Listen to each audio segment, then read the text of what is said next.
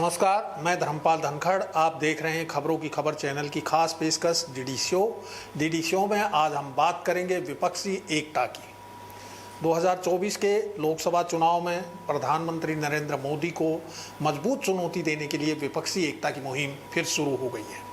इस बार विपक्ष को एकजुट करने का अभियान शुरू किया है।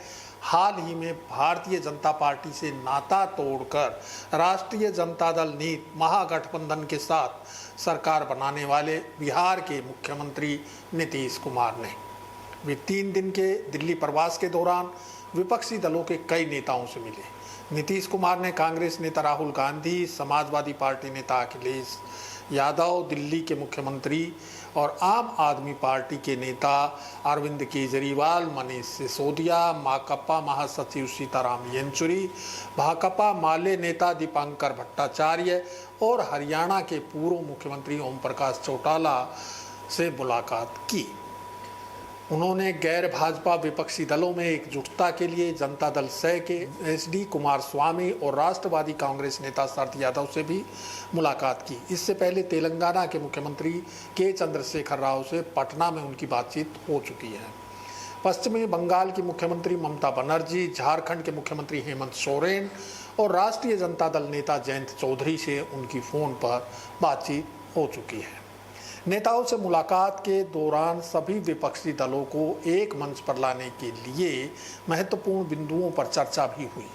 अभी तक मोटे तौर पर ममता बनर्जी के दिए पुराने फार्मूले पर सहमति बनती नजर आ रही है। इसमें नेतृत्व के सवाल को गौण रखते हुए गैर राजग क्षेत्रीय दलों को साथ लाने की कवायद चल रही है। गौरतलब है कि 2024 के आम चुनाव के लिए विपक्ष को एकजुट करने की कवायद सबसे पहले 2021 में बंगाल का चुनाव जीतने के बाद ममता बनर्जी ने शुरू की थी। उन्होंने भी सोनिया गांधी और अखिलेश समेत तमाम नेताओं से मुलाकात की थी। वहीं तेलंगाना के मुख्यमंत्री के चंद्रशेखर राव लगातार विपक्षी नेताओं को एकजुट करने के प्रयास करते रहे हैं। राष्ट्रवादी कांग्रेस पार्टी के नेता शरद पवार भी विपक्षी दलों से 2024 का लोकसभा चुनाव एकजुट होकर लड़ने की अपील कर चुके हैं।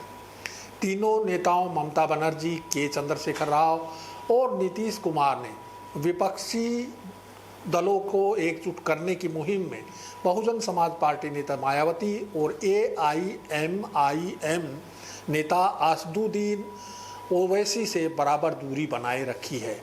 देश में दलित आबादी 20% है और मुस्लिम आबादी 14% है। यूपी में अब भी मायावती के पास 13% वोट हैं। वहीं ओवैसी मुस्लिम वोटों में खासी सेंध लगा रहे हैं। ऐसे में इनके बिना विपक्षी एकता अधूरी सी है। इसके अलावा विपक्षी एकता में और भी कई बाधाएं हैं।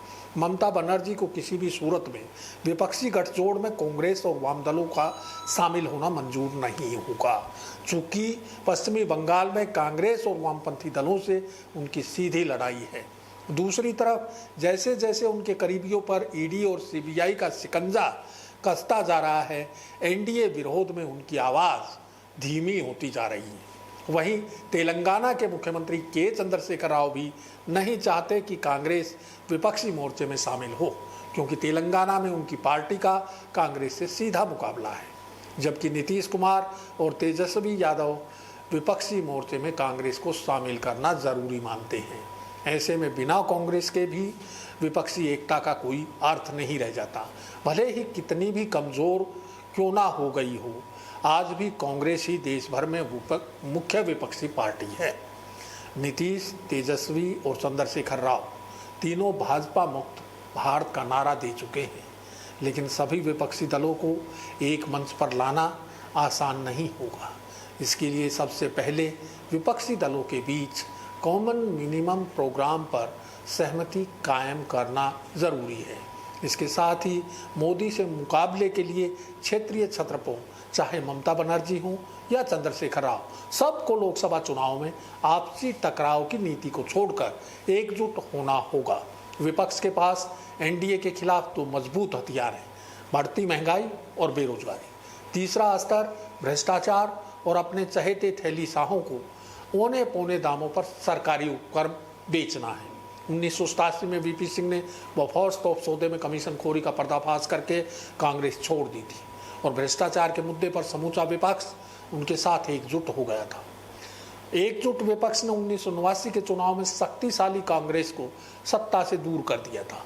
इसी तरह यदि विपक्षी दल मतभेद भुलाकर भ्रष्टाचार, बढ़ती महंगाई और बेरोजगारी को मुद्दा बनाए तो 2024 में अवश्य मजबूत एनडीए को कड़ी चुनौती दे सकते हैं।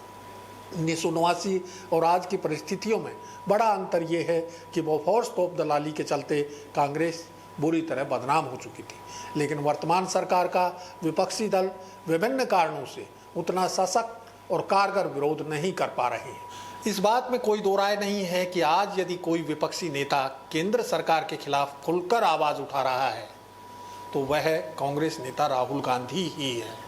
वो अलग बात है कि आज कांग्रेस खुद अस्तित्व बचाने को जूझ रही है। इतने पर भी दिल्ली के रामलीला मैदान में हुई कांग्रेस की हल्ला बोल रैली और राहुल गांधी की भारत जोड़ो पद यात्रा विपक्षी नेताओं को भय मुक्त होने में सहायक हो सकती है।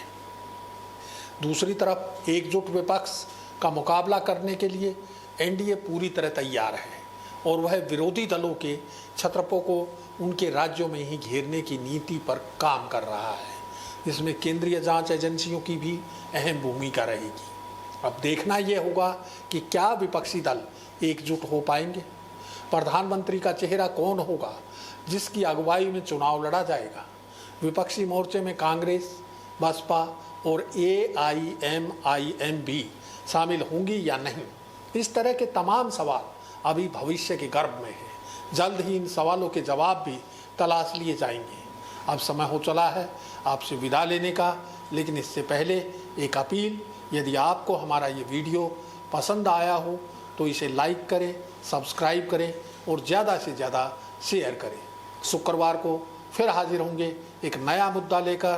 तब तक के लिए इजाज़त दीजिए। नमस्कार।